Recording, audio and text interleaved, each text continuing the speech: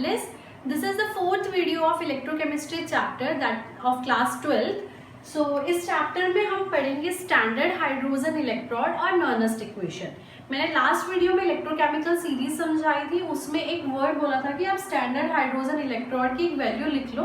मैं आपको next video में समझाऊंगी, तो मैं इसमें आपको समझाती हूँ स्टैंडर्ड हाइड्रोजन इलेक्ट्रोड क्या होता है और नर्स्ट इक्वेशन. जो नर्स्ट इक्वेशन है वो बहुत ही इंपॉर्टेंट है, बहुत ही ज़्यादा इंपॉर्टेंट है. उसके न्यूमेरिकल्स आपके जो बोर्ड एग्जाम्स है उसमें भी, और अगर हम जेई और नीट के बेसिस पे देखें तो वहाँ पर भी इसका क्वेश्चन एक तो ज़रूर आता है. ठीक है, तो अच्छे से समझना. थोड़ी सी जो ये वीडियो है थोड़ी सी न्यूमेरिकल बेस्ड है, तो कैलकुलेशंस वगैरह अच्छे से करना है इसकी. तो स्टार्ट करते हैं विद स्टैंडर्ड हाइड्रोजन इलेक्ट्रोड. अब ये स्टैंडर्ड हाइड्रोजन इलेक्ट्रोड है क्या? Standard hydrogen electrode. Standard hydrogen electrode को हम एक रेफरेंस इलेक्ट्रोड बोलते हैं. क्या है? Reference electrode. रेफरेंस इलेक्ट्रोड का मतलब कि जिस इलेक्ट्रोड की वैल्यू हमें पता है और हम वहां पे दूसरे इलेक्ट्रोड की इलेक्ट्रोड पोटेंशियल वैल्यू निकालने के लिए इसको यूज करें. तो अगर मैं डेफिनेशन के बेसिस पे बोलूं तो स्टैंडर्ड हाइड्रोजन इलेक्ट्रोड क्या है? It helps to measure others electrode potential. अगर अभी भी नहीं समझ आया तो एक और तरह से समझाती हूँ. देखो, बहुत इजी सा है. स्टैंडर्ड हाइड्रोजन इलेक्ट्रोड एक रेफरेंस इलेक्ट्रोड है. मतलब अगर मेरे को किसी एक इलेक्ट्रोड की वैल्यू निकालनी है, किसकी? स्टैंडर्ड इलेक्ट्रोड पोटेंशियल की अगर मेरे को किसी की वैल्यू निकालनी है तो मैं वहां पे स्टैंडर्ड हाइड्रोजन इलेक्ट्रोड को यूज कर सकती हूँ. मतलब जैसे हमने इलेक्ट्रोकेमिकल सेल में पढ़ा था कि हमने यहाँ पे दो कंटेनर्स लिए थे, जिसको हमने क्या बोला था? एक में हमारी हो रही थी ऑक्सीडेशन हाफ सेल और एक को हमने बोला था रिडक्शन हाफ सेल. ठीक है, तो क्या बोल रहे हैं कि आप मुझको ये बताओ कि अगर हमारे पास सिर्फ एक ही हाफ सेल है, मान लो ये है नहीं है, सिर्फ एक हाफ सेल है, तो क्या आप इसका इलेक्ट्रॉन पोटेंशियल निकाल सकते हो अकेले का? नहीं निकाल सकते ना. तो क्या है कि we can not find an absolute electrode potential of an electron. मतलब हम किसी एक हाफ सेल के इलेक्ट्रोड पोटेंशियल नहीं निकाल सकते. हम हमेशा क्या करते हैं? रिलेटिव में लेते हैं. मतलब हम किसी का इलेक्ट्रोड पोटेंशियल अगर मेरे को निकालना है, इलेक्ट्रोड पोटेंशियल मतलब ये स्टैंडर्ड इलेक्ट्रोड पोटेंशियल अगर मेरे को किसी का निकालना है तो मैं हमेशा उसके साथ में कोई ना कोई एक और हाफ सेल लूंगी, तभी मैं इसका इलेक्ट्रोड पोटेंशियल निकाल सकती हूँ. मतलब कि अगर आपको कहीं भी इलेक्ट्रोड पोटेंशियल निकालना है तो वहां पे रिडक्शन और ऑक्सीडेशन दोनों होनी चाहिए, तभी आप किसी का इलेक्ट्रोड पोटेंशियल निकाल सकते हो. ठीक है, अब मानो कि मेरे पास तो सिर्फ ये है कि मेरे को सिर्फ उन्होंने जिंक रॉड दे दी है. ठीक है, और उसको हमने जिंक सल्फेट में डिप कर रखा है और उन्होंने बोला कि इसका इलेक्ट्रोड पोटेंशियल निकाल के बताओ मुझे, स्टैंडर्ड इलेक्ट्रोड पोटेंशियल. क्या मैं इसका निकाल सकती हूँ अकेले का? नहीं. अभी हमने बोला कि दोनों हाफ सेल साथ में होने चाहिए, ऑक्सीडेशन रिडक्शन, तभी निकाल सकते हैं. तो ऐसी वाली जगह पे हम क्या यूज करते हैं? Standard hydrogen electrode. Standard hydrogen electrode की मेरे को ई नॉट सेल की वैल्यू पता होती है. ठीक है, ये एक्सपेरिमेंटली हमने ऑलरेडी कैलकुलेट करके रखी है. इसके कंपैरिजन में मैं दूसरों के इलेक्ट्रोड पोटेंशियल निकाल सकती हूँ. समझ आई चीज? अब इसका हम देखते हैं कि कैसे इसका मेन जो इसमें रिएक्शन होती है उसका कैसे इसने रिप्रेजेंटेशन कैसे कर रखा है. तो इसका पैराडाइज क्या है कि आप एक कंटेनर लेते हो, कंटेनर में एक हमारे पास ग्लास ट्यूब होती है. ठीक है, इस ग्लास ट्यूब में हमने प्लैटिनम वायर रखी होती है. सॉरी मेरी ड्राइंग बहुत गंदी सी है.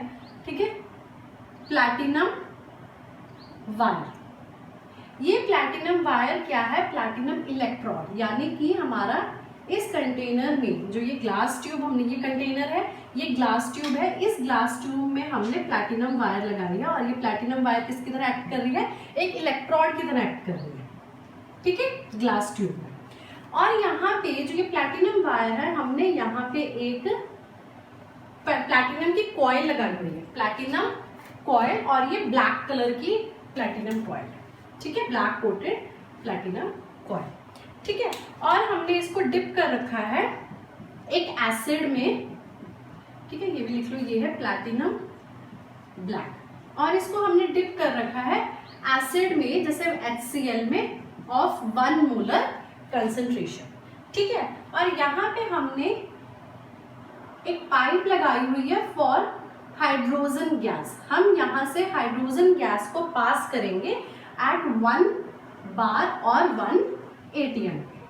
तो यहाँ पे क्या होगा, जब hydrogen gas, pure hydrogen gas को हम यहाँ पे पास कर रहे हैं, तो यहाँ पे क्या होगा, हमारी हाइड्रोजन गैस की बबल्स आ जाएंगी जब इसमें से पास कर रहे हैं। और जो हमारी हाइड्रोजन है वो इस जो प्लैटिनम ब्लैक मैंने फॉइल लगाई है, ये प्लैटिनम ब्लैक फॉइल का काम क्या है, हाइड्रोजन को एब्जॉर्ब करना।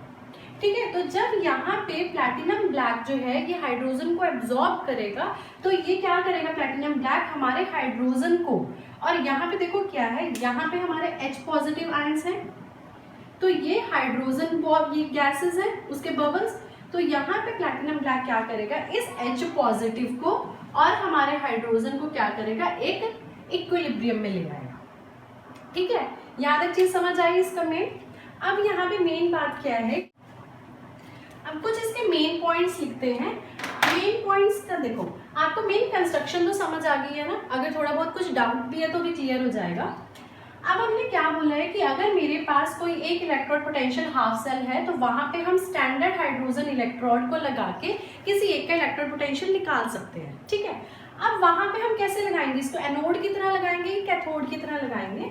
तो कुछ पॉइंट्स है इंपॉर्टेंट, देखो क्या है कि जो आपका स्टैंडर्ड हाइड्रोजन इलेक्ट्रोड है, स्टैंडर्ड हाइड्रोजन इलेक्ट्रोड जो है वो क्या है, act as both anode and cathode.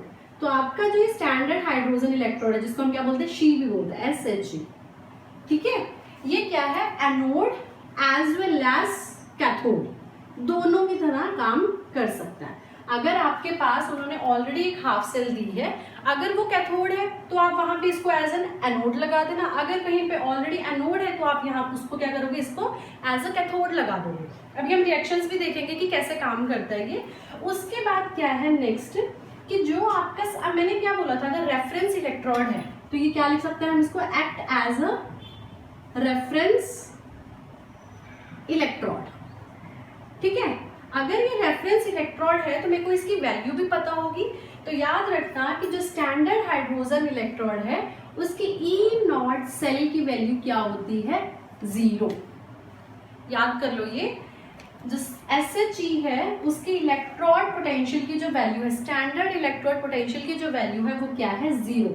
चाहे वो वहां पे इसकी ऑक्सीडेशन हो रही हो, चाहे इसकी वहां पे रिडक्शन हो रही हो, मतलब चाहे एज अ कैथोड काम कर रहा हो, चाहे एज अ एनोड काम कर रहा हो, इसकी हमेशा स्टैंडर्ड हाइड्रोजन जो स्टैंडर्ड इलेक्ट्रोड पोटेंशियल है उसकी वैल्यू हमेशा क्या होती है, 0। अगर इसकी वैल्यू 0 है तभी तो मैं दूसरे वाले इलेक्ट्रोड पोटेंशियल की वैल्यू अच्छे से निकाल सकती हूँ। ठीक है, अब देखो दो तरह से काम करता है ये, एनोड और कैथोड। फर्स्ट हम देखते हैं एज एन एनोड। फर्स्ट है SHE एक्ट एज एनोड। अगर ये, तो मतलब इसकी क्या आ रही होगी, ऑक्सीडेशन। ठीक है, तो वहां पे रिएक्शन क्या बन जाएगी, ऑक्सीडेशन का मतलब लॉस ऑफ इलेक्ट्रॉन। तो जो हमारी हाइड्रोजन गैस हम पास कर रहे थे ना, वहां पे देखा था ना बबल्स, हम प्योर हाइड्रोजन गैस पास कर रहे थे, उसकी क्या हो जाएगी, ऑक्सीडेशन, और वो किस में कन्वर्ट हो जाएगा, H पॉजिटिव प्लस 2 इलेक्ट्रॉन। इसको स्टेबल कर दिया है, ठीक है, बैलेंस कर दिया। अब यहाँ पे अगर मैं इसकी रिप्रेजेंटेशन की बात करूँ, हमने सेल रिप्रेजेंटेशन कैसे लिखते हैं इसकी, अच्छे से सीख लेना। ये प्लैटिनम इलेक्ट्रोड लिया था, hydrogen and H positive ions, जिसकी कंसंट्रेशन क्या है हमारे पास, 1 मोलर। ठीक है, मतलब क्या है, यहाँ पे ऑक्सीडेशन हो रही है, जो हाइड्रोजन है मेरा किसमें कन्वर्ट हो रहा है, H पॉजिटिव आयंस में। कब, जब ये एक्ट एज एन एनोड, मतलब एनोड की तरह काम करेगी। अब मैं सेकेंड केस लेती हूँ, अगर ये काम करेगी एज अ कैथोड, तो यहाँ पे क्या आ रही होगी, रिडक्शन। ठीक है, तो यहाँ पे जो हमारा H पॉजिटिव आयन है वो 2 इलेक्ट्रॉन्स गेन करके क्या बन रहा है, H2। ठीक है, और यहाँ पे सेल रिप्रेजेंटेशन कैसी होगी हमारी, H positive converts into H2। ठीक है, आगे समझ यहाँ तक। और अगर मैं इसकी बात करूं, यहाँ पे इलेक्ट्रोड पोटेंशियल कितना होगा मेरा, electrode standard electrode potential from H22 H positive कितना होगा 0। अभी बताया ना, हमेशा हाइड्रोजन के लिए electron standard electron potential value कितनी होती है 0। इसके लिए भी सेम, चाहे वो कैथोड हो चाहे एनोड हो, हमेशा इसकी वैल्यू होगी 0। बस यही है स्टैंडर्ड हाइड्रोजन इलेक्ट्रॉन। ठीक है, इसके न्यूमेरिकल्स हैं, बट उससे पहले हम नर्स्ट इक्वेशन करते हैं, फिर आपको एक न्यूमेरिकल करवाऊंगी। तो करते हैं स्टार्ट। आपको समझ आ जाएगा, अगर कोई भी कंफ्यूजन होगी ना इसमें, तो हम न्यूमेरिकल करेंगे तो वहां पे आपको क्लियर हो जाएगा कि इसको कैसे यूज करना है। ठीक है, थ्योरी से इतनी चीजें नहीं क्लियर हो पाती कई बार, तो न्यूमेरिकल से आपको पता चल जाएगा। अब है नर्स्ट इक्वेशन, बहुत ही ज्यादा इंपॉर्टेंट है। नर्स्ट इक्वेशन क्या है, ये हमारे को एक रिलेशन देता है। It gives a relation between electrode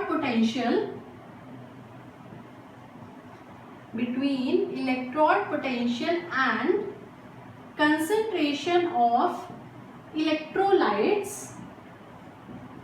in solution।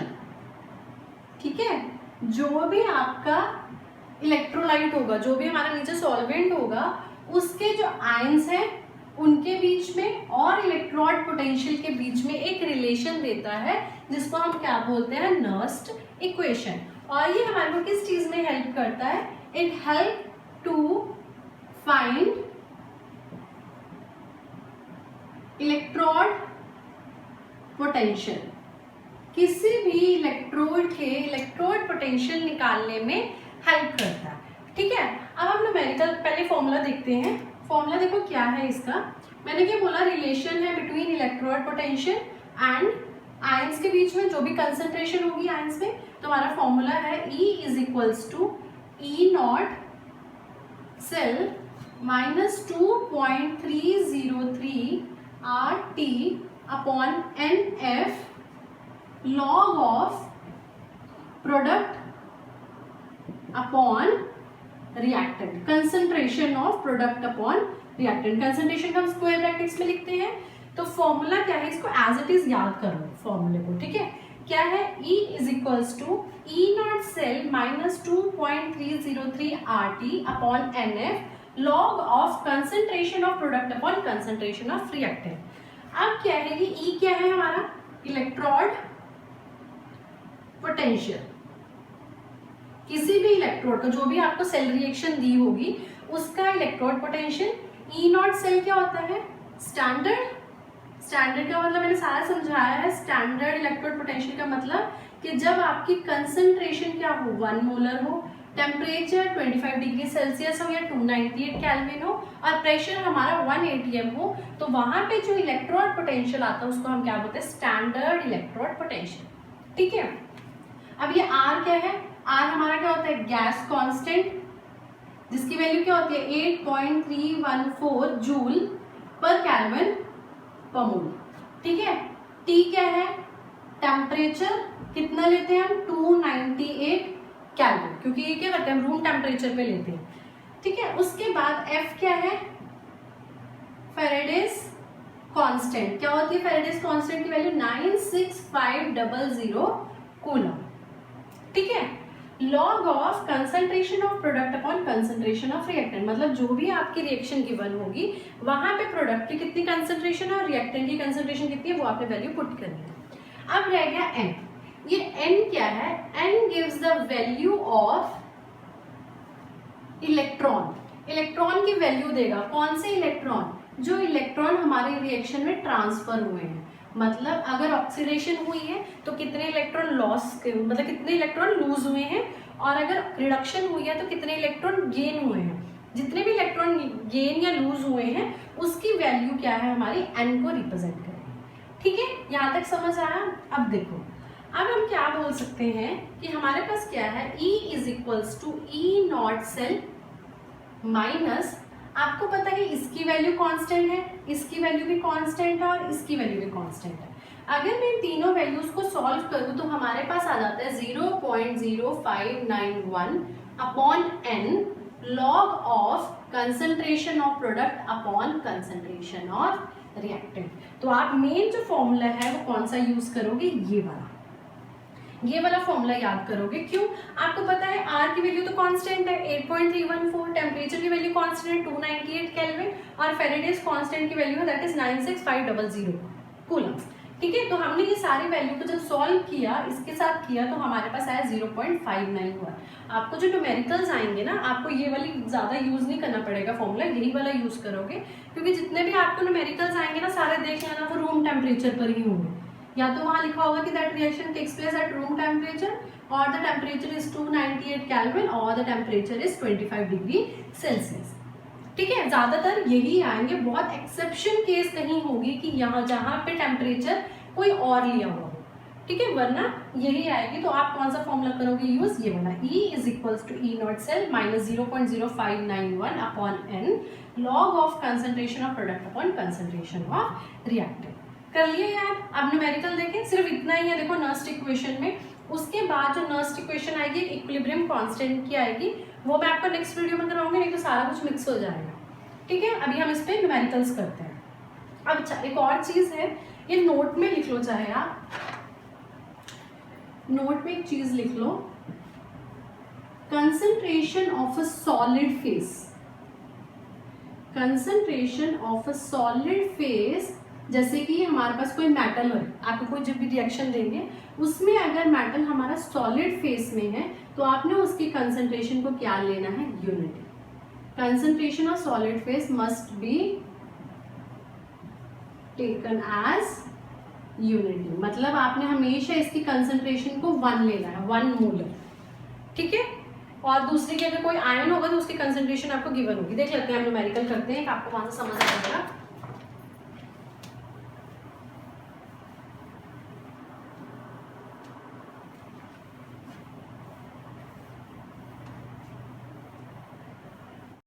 The question is, zinc rod is dipped in 0.095 molar solution of zinc sulfate at 298 Kelvin। देखो दे दिया 298 Kelvin। Calculate electrode potential given that standard electrode potential आपको already given है। और क्या बोला है आपको, electrode potential निकालना। तो अगर हमारे को electrode potential किसी का निकालना होता है तो कौन सी इक्वेशन यूज करते हैं, नर्स्ट इक्वेशन। तो हमारे पास फॉर्मूला क्या था, E is equals to E naught minus 0.0591 upon n log of concentration of product upon concentration of reactant. ठीक है, ये निकालना है हमें, और हमें क्या है, ई नॉट की वैल्यू गिवन है। सबसे पहले हम रिएक्शन देखते हैं। उन्होंने क्या किया है, एक हमारे पास जिंक रोड ली है, उस जिंक रोड को जिंक सल्फेट के सॉल्यूशन में डिप कर रखा है। ये है जिंक रोड और ये है जिंक सल्फेट, यानी कि Zn2 positive plus SO4 2 negative. कौन सी रिएक्शन होगी यहाँ पे, ऑक्सीडेशन। जिंक की वैसे भी हम बहुत बार कर चुके हैं, तो जिंक की यहाँ पे क्या होगी, ऑक्सीडेशन। तो हमारे पास रिएक्शन क्या आ जाएगी, zinc 2 positive plus 2 electron to give zinc, यही बनेगी। ये है एक्वस में, और जिंक अकेला इस इलेक्ट्रोड की तरह कैसे है, एज अ सॉलिड। ठीक है, अब वैल्यू पुट करते हैं, E की वैल्यू निकालनी है। E नॉट सेल की वैल्यू कितने दी हुई है जिंक की, देखो माइनस 0.76। ठीक है, माइनस 0.0591 अपॉन n। अब यहाँ पे देखो क्या है, n की वैल्यू मैंने क्या बताई थी, कितने इलेक्ट्रॉन हमारे ट्रांसफर हो रहे हैं। तो इस रिएक्शन में देखो कितने इलेक्ट्रॉन हो रहे हैं, 2 इलेक्ट्रॉन। जब Zn2 पॉजिटिव 2 इलेक्ट्रॉन्स लेगा तभी तो जिंक रोड में बन रहा है, यानी कि ये जो जिंक आयंस है 2 इलेक्ट्रॉन्स लेके जिंक में कन्वर्ट होते जा रहे हैं, यानी कि ऑक्सीडेशन हो रही है। तो कितने इलेक्ट्रॉन्स ट्रांसफर हो रहे हैं, 2। n की वैल्यू देखो, इलेक्ट्रॉन्स की वैल्यू कितनी है, 2। उसके बाद log of concentration of product upon reactant. अब प्रोडक्ट देखो कौन सा है, ये होते हैं रिएक्टेंट, ये है प्रोडक्ट। तो प्रोडक्ट में कौन है हमारे पास, जिंक सॉलिड, अपॉन रिएक्टेंट में कौन है, आयंस में देखो कौन है, Zn2 पॉजिटिव। यहां तक समझ आया। ठीक है, अब हमारे पास क्या आ जाएगा, E is equals to minus 0.76 minus 0.0591 upon 2 log of अब देखो मैंने अभी बताया था, नोट में लिखवाया था कि अगर आपके पास कोई भी सॉलिड फेस आता है तो उसकी कंसंट्रेशन हमने क्या लेनी है, हमेशा 1। तो हमारे पास क्या आ जाएगा यहाँ पे 1 अपॉन Zn2 पॉजिटिव की कंसंट्रेशन कितनी है। देखो अब उन्होंने क्या बोला था कि zinc road is dipped in 0.095 molar solution of ZnSO4। ZnSO4 को अगर हम ब्रेक करें आयंस में तो क्या बनता है, Zn2 पॉजिटिव SO4 2 नेगेटिव। ये क्या था, इलेक्ट्रोलाइट था ना, तो इलेक्ट्रोलाइट क्या करता है, आयंस में टूट जाता है। तो इसकी कंसंट्रेशन कितनी दी हुई है हमारे को, 0.095। ठीक है, जब इसको सॉल्व करेंगे तो हमारे पास E की वैल्यू आ जाएगी और उसका आंसर आएगा हमारे पास 0.79 वोल्ट। ठीक है, कैलकुलेशंस आप लोग खुद करोगे, मैंने आपको बता दिया कि कैसे कैसे वैल्यू पुट करनी है। हमारे पास आंसर क्या आ जाएगा, -0.79। अब समझ आया। जो प्रोडक्ट में हम सबसे पहले देखो आपका मेन काम क्या, आपने रिएक्शन लिखनी है। जो भी प्रोडक्ट में है वो लिखो, रिएक्टेंट में कौन था ये, क्योंकि ये सारी वैल्यूज तो फिर भी गिवन होंगी, है ना। अब आपको ये भी याद रखना है कि अगर सॉलिड फेस में है तो उसकी कंसंट्रेशन 1, अगर आयन है तो उसकी कंसंट्रेशन आपको दी हुई होगी। ठीक है, हो गया यहाँ तक क्लियर। एक और न्यूमेरिकल देख लेते हैं।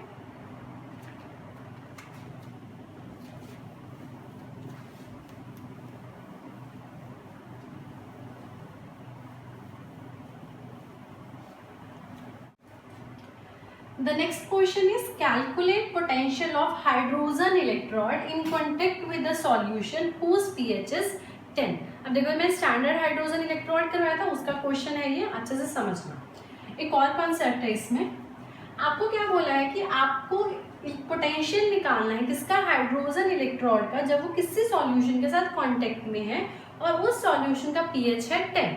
सिर्फ इतने सी वैल्यू आपको इन्फॉर्मेशन दे रखी है।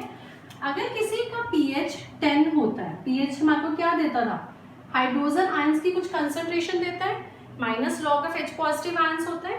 तो अगर किसी का पीएच 10 है तो वहां पे H पॉजिटिव की कंसंट्रेशन कितनी हो जाती है, 10 raise to the power minus में जितनी भी पीएच होती है, यानी कि -10। अगर आपके पास देखो, अगर आपके पास पीएच गिवन होता 20, अगर pH 20 है, pH क्या बताता है आपको, हाइड्रोजन आयंस की कंसंट्रेशन बताता है। अगर किसी का pH 20 है तो हाइड्रोजन आयन की कंसंट्रेशन कितनी हो जाएगी, 10 रेज टू द पावर -20। ठीक है, जो कुछ भी है वो नेगेटिव ऑफ हमारे एक्सपोनेंट में चला जाता है। तो हमारे पास क्या आ गया, H पॉजिटिव कितनी हो जाएगी, 10 रेज टू -20। तो वैसे यहाँ पे कंसंट्रेशन कितनी आ गई, concentration of hydrogen ion 10 raise to the power -10। ठीक है, सिर्फ ये इंफॉर्मेशन हमें गिवन है और हमें क्या बोला है, हाइड्रोजन इलेक्ट्रोड है। और आपको क्या पता है और क्या गिवन होगा, अगर हाइड्रोजन इलेक्ट्रोड है तो हमें पता है E0 ऑफ सेल कितना होता है हाइड्रोजन इलेक्ट्रोड का, 0। ठीक है, और हमें क्या बोला है, इलेक्ट्रोड पोटेंशियल निकालना। तो मतलब नेक्स्ट इक्वेशन लगाएंगे, E is equals to E0 minus 0.0591 upon n log of concentration of product upon concentration of reactant. लिख लिया। सेकेंड चीज क्या करनी है, सबसे पहले हमने रिएक्शन लिखनी है। अब रिएक्शन देखो, हाइड्रोजन है, हाइड्रोजन किस में कन्वर्ट होगा, H पॉजिटिव में, क्योंकि क्या कौन सी हो रही है, प्लैटिनम वाली हो रही है। ठीक है, इलेक्ट्रॉन जो हाइड्रोजन किस में कन्वर्ट हो रहा है, H पॉजिटिव आयंस में 2 इलेक्ट्रॉन्स दे हुए, बैलेंस कर दो, बन गई रिएक्शन। ठीक है, तो हमारे पास क्या हो रहा है, हाइड्रोजन जो है वो क्या हो रहा है, ऑक्सीडाइज हो रहा है to give H positive ions plus 2 electrons. अब निकालते हैं value, E is equals to E0 cell for hydrogen कितना है, 0 माइनस 0.0591 अपॉन n। n कितने इलेक्ट्रॉन ट्रांसफर हो रहे हैं, देखो रिएक्शन में कितने इलेक्ट्रॉन्स हैं, 2। तो n की वैल्यू कितनी होगी, 2। लॉग ऑफ प्रोडक्ट में क्या है, H पॉजिटिव और रिएक्टेंट में क्या है, H2। अब एक और चीज समझो, जब आप रिएक्शन को बैलेंस करते हो ना तो जितने भी उसके आगे नंबर ऑफ मोल्स आते हैं तो हम कंसंट्रेशन में क्या कर देते हैं, उसके ऊपर स्टोइकोमेट्रिक कोएफिशिएंट में इसकी वैल्यू लिख देते हैं। अगर यहाँ पे 2 था तो हमने इसका क्या कर दिया, स्क्वायर कर दिया। ठीक है, अब उसके बाद क्या आ जाएगी हमारे पास value, E is equals to minus 0.0591 upon 2 log of H positive की कंसंट्रेशन देखो अब कितनी है, H पॉजिटिव की कंसंट्रेशन हमारे पास कितनी है, 10 रेज टू द पावर -10 और साथ में ऊपर स्क्वायर भी है।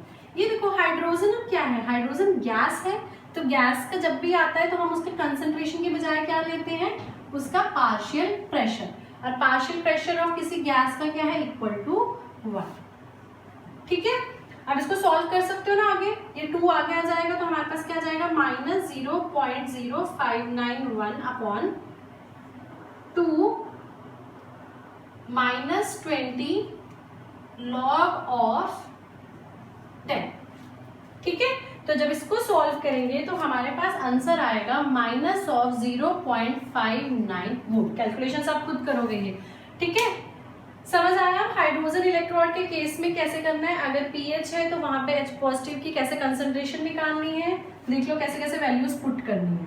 ठीक है, और याद रखना जब भी गैस आएगा तो गैस का हम कंसंट्रेशन नहीं लेते, उसका क्या लेते हैं, पार्शियल प्रेशर। और पार्शियल प्रेशर ऑफ गैस क्या है हमारे पास, 180 है, क्योंकि हमने क्या किया, स्टैंडर्ड में रख के कर रहे हैं सारा कुछ, तो हमारे पास पार्शियल प्रेशर कितनी, किसी गैस का क्या है, 1 बार। और भी बहुत सारे क्वेश्चंस हैं, मैं आपको वो अलग से वीडियो में एक निकाल दूंगी, उसमें हम सारे न्यूमेरिकल्स करेंगे, बहुत सारे इंपॉर्टेंट है और बहुत ज़्यादा इंपॉर्टेंट क्वेश्चंस है ये, तो और भी ट्राई करेंगे। तो आप ये ट्राई करो, अगर कोई प्रॉब्लम हो तो प्लीज़ कमेंट में, कोई डिफिकल्टी हो, कोई आंसर नहीं निकल रहा हो तो मुझे कमेंट में बताना। ठीक है, अगर मेरी वीडियो अच्छी लगी हो तो please like, share and subscribe. Thank you.